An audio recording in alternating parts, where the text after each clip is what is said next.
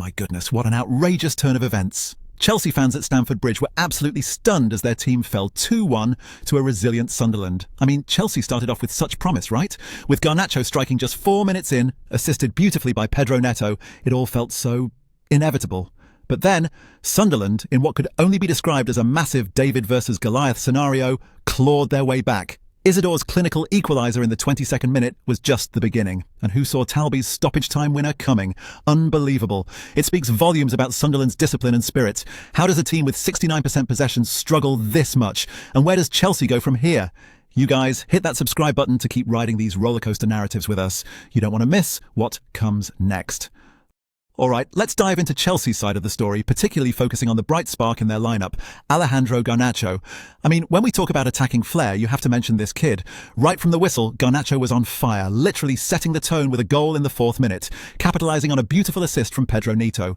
His positioning was immaculate, seizing the gaps left by Sunderland's defence and really giving us a glimpse of his hunger and potential.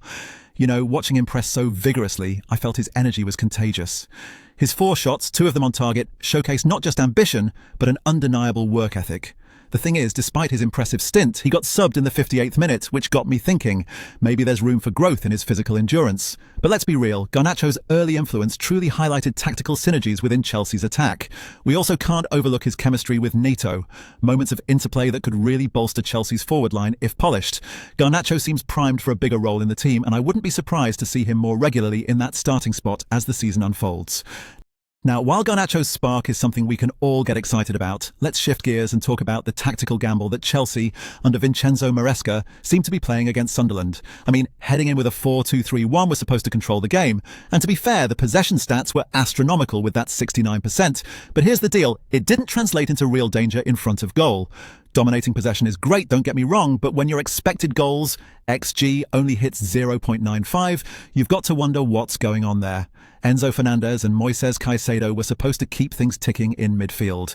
And for the most part, they did, but it feels like the ball distribution didn't amount to enough cutting edge against a team as well-drilled defensively as Sunderland.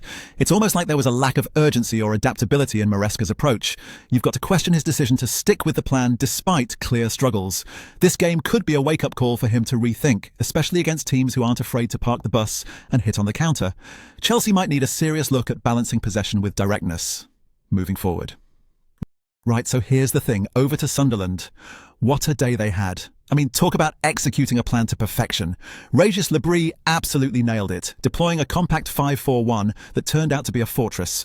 Robin Rouf's in goal was a wall with 6 sublime saves keeping Chelsea at bay. Honestly, the way Sunderland absorbed all that pressure and then pounced, it was classic counter-attack football, pure and simple. So you've got Wilson Isidor levelling in the 22nd minute. That was more than just a goal, it was that psychological shove they needed. Like it transformed their approach, knowing they could get something from this game. And then you have Kemstein Talbi with that composed finish in stoppage time. Unbelievable sense and confidence, right? Here's the clincher. This win is massive for Sunderland. Not just for the points, but the statement it sends. They can tangle with the big boys and come out on top with a disciplined, resilient strategy. Now, I'm curious, how do you guys see Sunderland's season panning out after this? Drop your thoughts in the comments because this season's just getting juicy.